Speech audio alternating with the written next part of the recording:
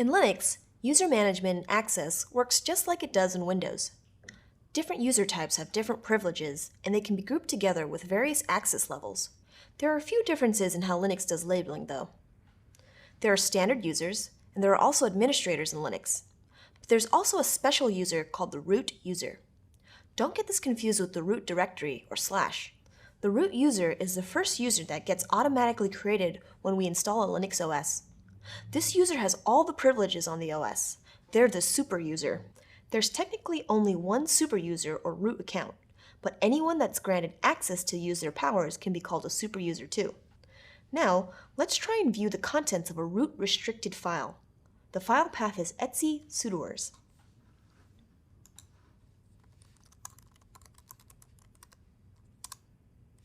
Oh, we're getting an error.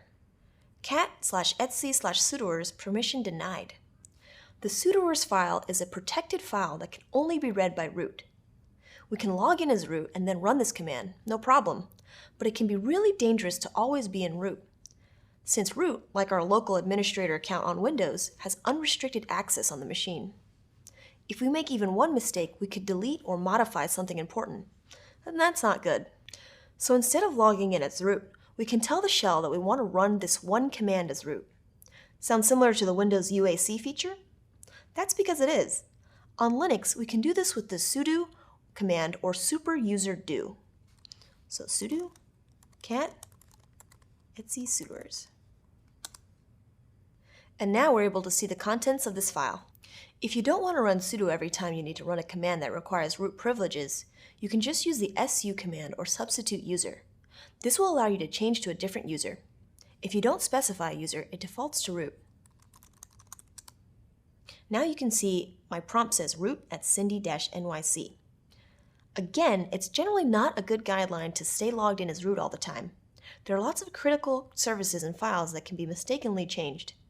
If you need to log in as root, it's okay, but just be careful. I'm just going to go ahead and exit out of root for now and go back to my normal user. You can view who has access to run sudo by viewing the /etc/group file. This is also how you view memberships for all groups.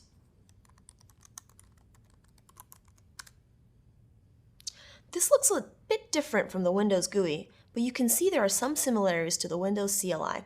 It's actually pretty simple to read this file, even if you're not a bash expert yet. Each line represents a different group. Let's look at the sudo line.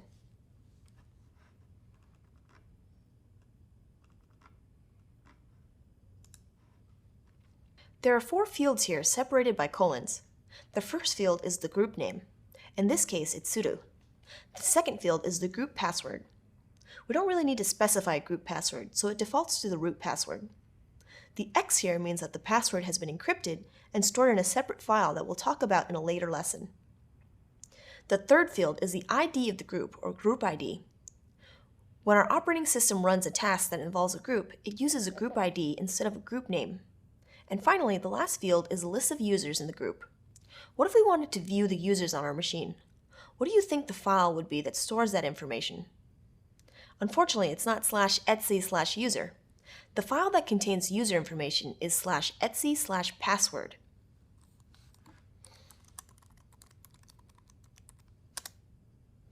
Oh wow, there's a lot more information in here, and a lot more users.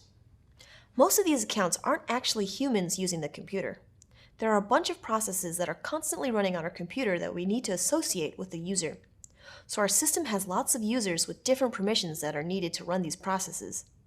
Let's look at this first line here, which is an actual user we can log into, root.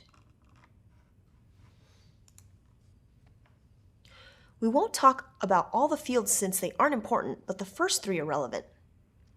The first field is the username, and the second field is the user password. The password isn't actually stored in this file. It's encrypted and stored in a different file, just like our group ID password. The third field here is the user ID or UID. Similar to group IDs, user IDs are how our system identifies a user, not by the username. Root has a UID of 0, and that's basically how you view users and groups in Linux.